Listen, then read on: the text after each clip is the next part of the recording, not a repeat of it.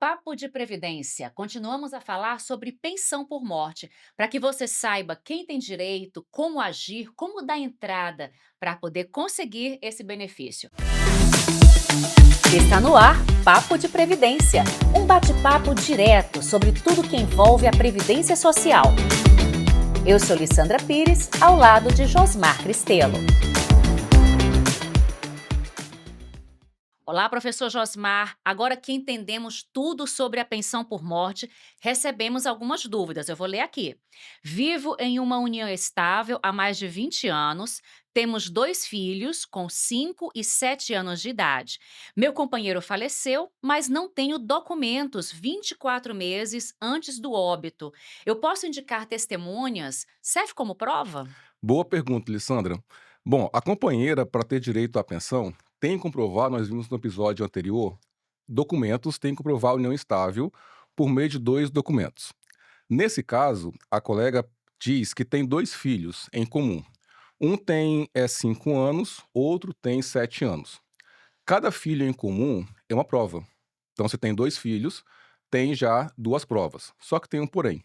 Ela diz que não tem documentos 24 meses antes do óbito. E nesse caso, é preciso ter esse documento que está no lapso temporal de 24 meses antes do óbito. Se não tiver nenhum documento dentro desse período, as testemunhas não podem ser indicadas. Vamos dar alguns exemplos. Nós temos aqui alguns convidados, né, hoje. Vamos trazer aqui para ilustrar o nosso caso. Esse primeiro convidado aqui, vamos imaginar que seja o falecido, a pessoa que veio a óbito. E essa aqui é a colega que fez a pergunta. Vamos dar nome aos nossos convidados, Alessandra. Quem que pode ser esse aqui? Amarildo Amarildo. E e a essa aqui? Marinalva. Marinalvo. Então aqui nós temos o Amarildo e temos a Marinalvo. Os dois, eles viviam em união estável. E aí, o Amarildo, ele veio a óbito. Os dois tinham dois filhos em comum. Um que tinha 5 anos e o outro que tinha 7 anos. E aí a pergunta é, ela pode indicar testemunhas? Lissandra, o primeiro ponto a ser destacado é que nós temos aqui três dependentes. E os três dependentes, eles participam da primeira classe. A certidão de nascimento das crianças é apenas uma prova. É apenas uma prova. Mas aí a gente está falando de uma prova para essa dependente aqui como companheira. Esse ponto também é importante ficar claro, não se confundir. Porque as crianças, elas vão ter direito. Porque uma tem 5 anos, outra tem 7 anos. Então essas duas dependentes vão ter direito por conta do óbito do segurado. A dúvida dela é se ela, como companheira, tem direito e se pode indicar testemunhas. Primeiro ponto. Os filhos têm direito? Tem. Quem que recebe? É a genitora, no caso, a tutora nata. Então, independente dela comprovar ou não a união estável, esses dois aqui, como são filhos, vão ter direito à pensão. Quem recebe? A mãe, porque os filhos são menores. Então, esse ponto também tem que ficar claro. A dúvida dela é se ela, como companheira, pode ter o benefício. E aí, para ela ter o direito ao benefício, tem que se comprovar o quê? A união estável. Tem dois filhos, um de 7 anos e outro de 5. Esses dois filhos, será que comprovam a união estável? Bom, esses dois filhos, essas provas, estão além dos 24 meses antes do óbito. Tem que ter um documento nesse período de 24 meses antes do óbito. E nesse caso, Alessandra, se não tiver nada, nenhum documento 24 meses antes do óbito, pode ter 2, 3, 4, 10 filhos. Mas se não tiver nada nesse lapso temporal de 24 meses antes do óbito, a pensão para ela não pode ser concedida. Veja, para os filhos, concede, porque os filhos têm direito. Para ela, não se comprova união estável. Então, o benefício não pode ser concedido, não pode ter as testemunhas. Quando se fala em testemunhas, nós estamos falando de um procedimento chamado JA, que é a abreviação de justificação administrativa, que é o caso de testemunhas serem indicadas para serem ouvidas, serem inquiridas, para se comprovar um fato ou circunstância. Nesse caso, ela pergunta se pode-se indicar testemunhas. Não pode. Por quê? Porque para se autorizar a entrevista, tem que ter um início de prova material. E essa prova material, ela se constitui 24 meses antes do óbito. Se não tem nada 24 meses antes do óbito, não pode, a legislação não permite o processamento de JA. Vamos relembrar. Que tipo de documentos ela pode procurar em casa, assim, de compras de móveis, eletrodomésticos, o que que ela pode juntar? Pois é, isso aqui esse é um ponto, porque às vezes ela está dizendo que não tem documento, mas às vezes tem. Às vezes está lá na gaveta, viveu há tanto tempo com o falecido Amarildo, né? Isso. Amarildo faleceu, agora vamos lá, vamos procurar gaveta, vamos procurar documento, vamos procurar o que tem. E é uma recomendação que eu faço: procure. Procure documento que pode ser que tenha. Às vezes, o Amarildo, ele tinha lá uma conta de não é possível que não tenha uma conta no nome Uma dele, nota nota fiscal. fiscal, comprando geladeira, fogão, utensílios, o que seja, em nome dele. E aí, o fato de ter notas fiscais comprovando a compra de algo alguma coisa para dentro de casa, já é um documento. E veja, Lissandra, só um documento, 24 meses antes do óbito, junto com os 2 filhos, já garante a pensão para ela. O que mais? Conta bancária conjunta, seguro de vida. Às vezes, o Amarildo fez seguro de vida para ela e ela nem sabia. O fato de ter um seguro de vida que foi assinado 24 meses antes do óbito é um documento que, junto com os filhos, garante pensão para ela. São vários. Procuração, constando ela como companheira, plano de saúde. Às vezes, o Amarildo tinha um plano de saúde. Ele trabalhava, outro exemplo, trabalhava na ficha dele de trabalho, tinha lá ela como companheira. Só que é importante destacar, esse documento que nós estamos citando tem que ter sido constituído 24 meses antes do óbito, porque ela já tem 2 filhos que nasceram além desses 24 meses antes do óbito. Aí tem que ter um antes e um depois. Digamos que ela não encontre a documentação. Como vai ser feito o cálculo para essas 2 crianças? Aí o cálculo para as 2 crianças, como tem, 2 dependentes, nós comentamos no episódio passado, que no caso de 2 dependentes, acresce 10% para cada dependente. Então a renda mensal inicial vai ser de 50% mais 20. Então vai ser 70% daquele cálculo que é feito e cada um recebe a metade de cada um. Agora ainda avançando um pouco mais, Alessandra, sobre a entrevista. Quando é que a entrevista pode ser indicada? Vamos imaginar que, no caso, esse filho tem aqui idade de 1 ano e, tem a idade recém-nascido, acabou de nascer, e outro que tem idade de 1 ano, 2 filhos. Ok. Cada filho é uma prova. Só que aí, o fato de ter 2 filhos, 24 meses antes do óbito, já garante para ela uma pensão de quanto tempo? De 4 meses. Só que não vai fazer diferença, porque o filho já vai ter e vai até os 21. Vamos imaginar um outro cenário que tenha só um filho, o filho recém-nascido, que tenha aí alguns meses. O Amarildo vê a óbito. Tem que ter um outro documento para comprovar a união estável. Não tem nada. Nada tem documento. Nesse caso, será que a entrevista pode ser feita? É o caso de ser uma resposta positiva. Por quê? Porque dentro de 24 meses tem um documento que tem o início e prova material, que é o filho. Não tem mais nenhum documento. Nesse caso, JA pode ser processada, a entrevista pode ser feita. Só que tem um porém. Se a entrevista for tudo certo, comprovou-se união estável, está tudo favorável, a pensão para ela vai ter duração de só 4 meses. Aí você pode perguntar, mas Josmar, faz uma entrevista e faz esse trabalho todo, indica testemunhas para ter a pensão de 4 meses? Sim. Então, no caso de JA, ela vai ser autorizada e processada no caso de ter um documento antes dos 24 meses do óbito, somado à entrevista, que vai gerar uma pensão de 4 meses. Entendi. A segunda dúvida.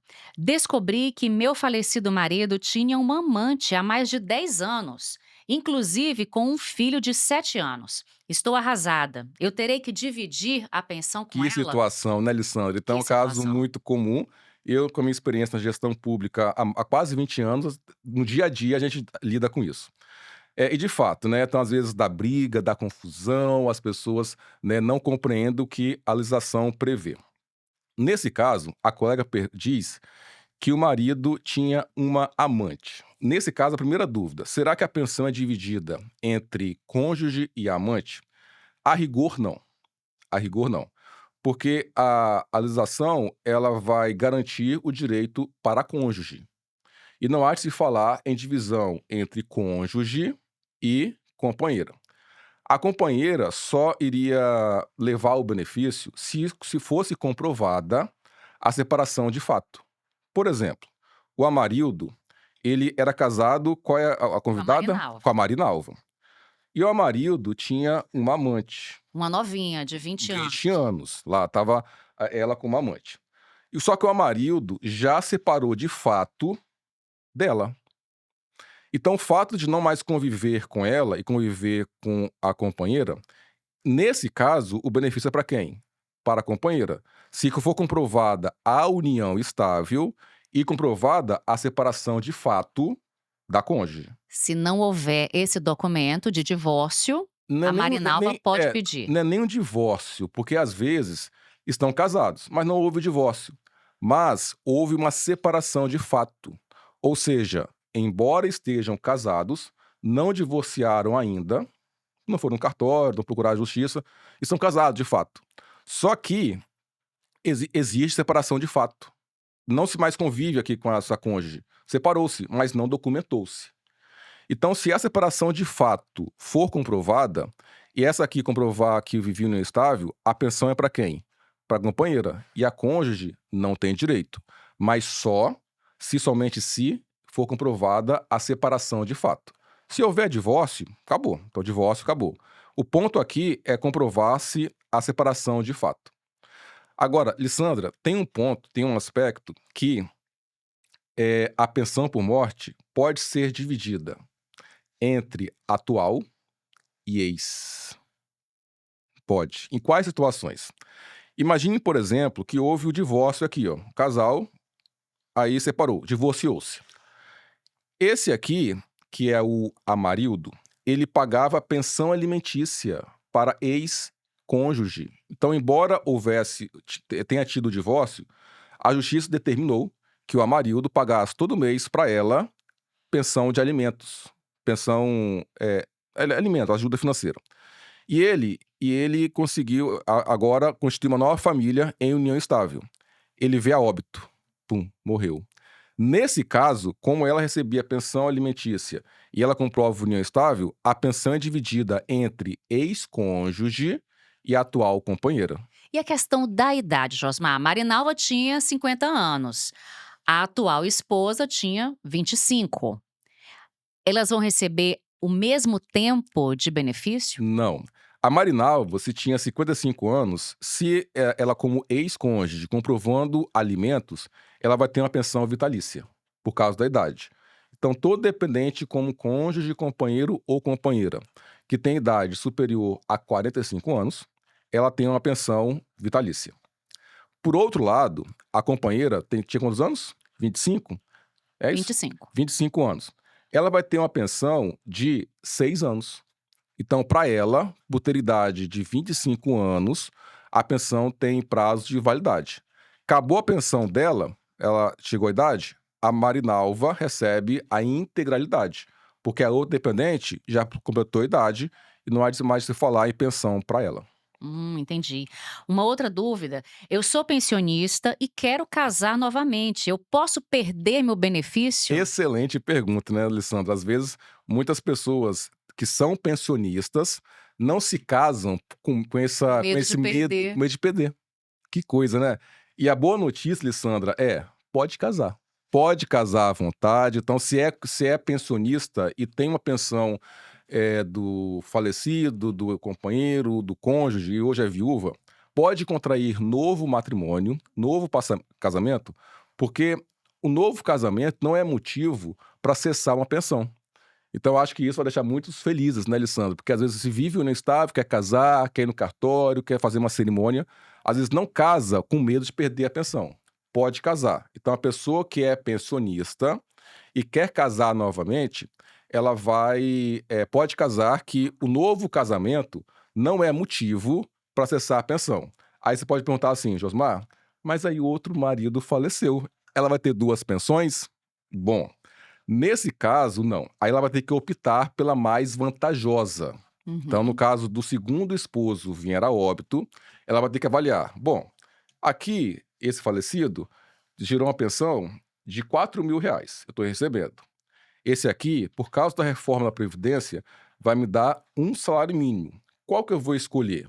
Esse aqui, ó. Vai continuar, não pode ter as duas. Aham. Então, entre 2 pensões deixada por cônjuge, ela opta pela mais vantajosa. Josmar, você falou a respeito da documentação, no caso, citou o casal, né, Amarildo e Marinalva. Quais são os documentos para comprovar a união estável? É obrigatório ter um registro em cartório? Excelente pergunta. Muito se pensa que para comprovar essa união estável, tem que ter aquela escritura pública de união estável, que é feita perante tabelião. Esse documento, Lissandra, é um documento que é somado a outro para se comprovar união estável e não é obrigatório. Então, às vezes, a pessoa tem um documento lá do cartório, vai ter que se juntar outro documento para se comprovar união estável. Agora, é importante também frisar, Lissandra, que no caso para se comprovar união estável, imagine o seguinte: ó, imagine 2 períodos. Então, aconteceu o óbito de um segurado.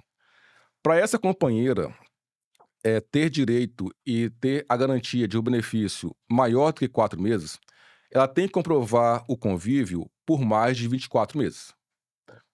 Se ela comprovar a união estável só com 2 documentos 24 meses antes do óbito, essa companheira vai ter uma pensão só de 4 meses. Para ter um benefício com duração maior, ela tem que comprovar o convívio além dos 24 meses antes do óbito. E se não houvesse o convívio sob o mesmo teto? Se eles morassem em casas separadas, ela continua tendo esse direito? Continua, porque a legislação não exige prova de mesmo endereço para comprovar a união estável. Não há essa exigência. A prova de mesmo endereço, lá no artigo 22 do Decreto 3.048, é um documento que, somado a outro, comprova união estável. Não se exige a prova de mesmo domicílio. Então, assim, vamos imaginar que o segurado tenha vindo a óbito agora, em 2025, eh, em agosto de 2025. E aí tem que se avaliar 2 lapsos temporais.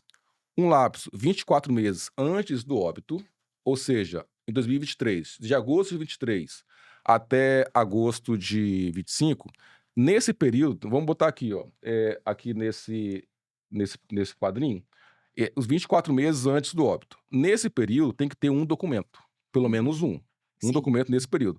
Conta bancária conjunta, imposto de renda, seguro de vida, algum documento nesse lapso temporal. É suficiente? Não. Além desse documento, nesse lapso temporal de 24 meses antes do óbito, tem que ter outro documento que vai além dos 24 meses antes do óbito. Então, lá em 2022, 21, 2020, algum documento. Tem que ter algum documento. Porque aí, tendo documentos nesses 2 lapsos temporais, aquela exigência de convívio de mais de 24 meses fica comprovada, ela comprova os 2 documentos e vai ter uma pensão que pode ser maior do que 4 meses. Josmar só comprovou 2 documentos nesse lapso temporal de 24 meses. Nesse caso, comprova união estável? Comprova. Só que a pensão por morte vai ter duração de tão somente 4 meses. Então veja que a exigência de um convívio maior do que 24 meses é para garantir para dependente como cônjuge, companheiro ou companheira que tenha uma pensão que vai ter duração maior do que 4 meses. Porque se essas exigências não forem cumpridas, a pensão ela vai ter duração de tão somente 4 meses. Isso também acontece se ela comprovar um documento, sei lá, uma habilitação provisória em caso de uma ação judicial para reconhecer ela como dependente do marido? Boa pergunta. No caso, às vezes, a dependente, isso para fins civis, né? Às vezes envolve herança, envolve divisão de bens. E aí a pessoa ela vai para a justiça para tentar comprovar que tinha uma união estável. Ok. E aí a justiça, o juiz, entende que naquela relação houve uma união estável. E aí se divide, separa-se os bens e tudo mais. Mas para fins previdenciários não é suficiente. Porque certamente, na justiça, essa pessoa levou documentos para comprovar uma união estável. Uhum. Ok, levou e comprovou-se na justiça para fins civis. Então vai ter a divisão dos bens, foi reconhecido. Esses documentos que foram levados para a justiça também podem ser levados para o INSS. E a Previdência vai avaliar se esses documentos são suficientes para comprovar a união estável. Aqueles documentos que eu citei, mesmo endereço, conta conjunta, filhos em comum e tal, tal, tal. E aí, o INSS avalia aonde foram constituídos esses documentos naquele lapso temporal de 24 meses antes do óbito ou além de 24 meses antes do óbito. Avalia para se verificar se a união estável foi comprovada ou não. Temos uma outra pergunta. Meu filho faleceu aos 21 anos de idade. Ele era solteiro, sem filhos e morava comigo. Eu trabalho e tenho um salário de 10 mil por mês e ele trabalhava e ganhava um salário mínimo. Apesar do salário dele ser menor que o meu, ele ajudava, ele contribuía no orçamento familiar. Eu posso pedir a pensão por morte? Boa pergunta. Nesse caso, Alessandro, nós estamos falando de um dependente, um segurado, que, segundo a pergunta, não era casado, não tinha filhos. Uhum. Se ele não era casado, não tinha filhos, isso significa dizer o quê? Que não havia ninguém na primeira classe. Então, nós falamos no episódio anterior que a primeira classe participa o cônjuge, companheiro, companheira, os filhos e os filhos menores de 21 ou maiores de 21 se for inválido. Ok.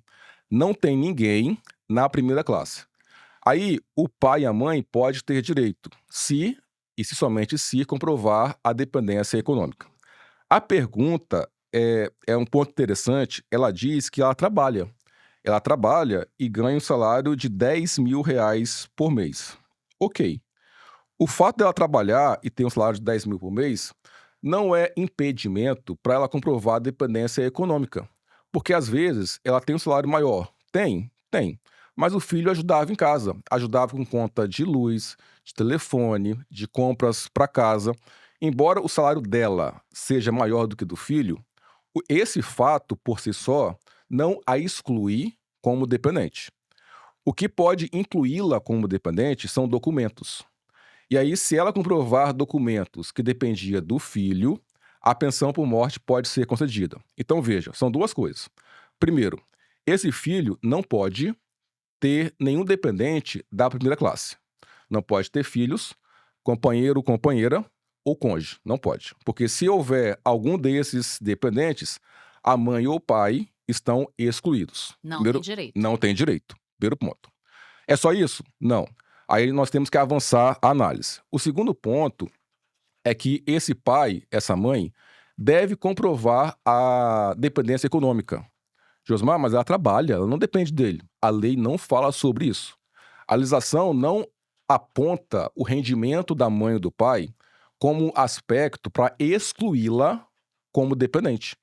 A lei define uma relação de documentos que devem ser apresentados para se comprovar a dependência econômica. Então, como ela falou, ele ajudava em casa. Então, se ela tiver, por exemplo, notas fiscais que ele comprou mantimentos, alimentos, utensílios, está no nome dele, comprovando o endereço, já é um documento. Prova de mesmo endereço, que eles moram juntos, uma conta em nome dela, uma conta em nome dele. Conta bancária conjunta, imposto de renda, enfim, vários documentos que podem ser usados para comprovar essa dependência econômica. Se forem apresentados esses dois documentos, a pensão por morte é concedida para a mãe, apesar dela ter um rendimento superior ao dele, porque a legislação define que o que comprova a dependência econômica são documentos. Não se avalia o rendimento daquela dependente. E quando não há documentos? No caso de ter um desaparecimento devido a um acidente, uma tragédia, como que essa mãe pode comprovar no caso de uma morte presumida? Excelente pergunta. A pensão por morte, Lissandra, tem como fato gerador o óbito, que no caso se comprova por meio da certidão de óbito, e também outro fato gerador é a morte presumida. Na morte presumida, são dois aspectos que têm que ser avaliados. O primeiro é no caso de desaparecimento por conta de desastre. Lembra do caso do desastre da Mariana? Alguns corpos não foram encontrados. E aí é um exemplo, né, então comprova-se que a pessoa estava ali, trabalhava naquela situação e o corpo não foi encontrado. Então é-se concedida a morte por conta do desastre, por morte presumida. E outra situação é no caso de, desapareceu, né, a pessoa sumiu. Aquele caso, o João, seu Amarildo, foi comprar cigarro, nunca mais voltou. E aí a esposa pensa, imagina que ele morreu. Nesse caso de sumiço, a família tem que procurar a justiça, para a justiça declarar a ausência. E com a ausência declarada, a pensão por morte pode ser concedida em caráter provisório por conta da morte presumida. Então, nesse caso da pergunta, se o filho vier a desaparecer e a mãe entende que ele pode ter falecido, pode ser então procurar a justiça para ser concedida uma pensão provisória por morte presumida. Josmar, é fácil conseguir esse benefício? Como é que faz para requerer? É preciso ter um advogado? Boa pergunta. Não precisa ter alguém para representar. A previdência social, ela é aberta para todas as pessoas, qualquer cidadão pode acessar. Algumas pessoas optam por contratar alguém, por contratar um advogado, não tem nenhum impedimento, a pessoa pode seguir esse caminho. Só que daqui o papo de previdência é justamente para a gente difundir informações previdenciárias.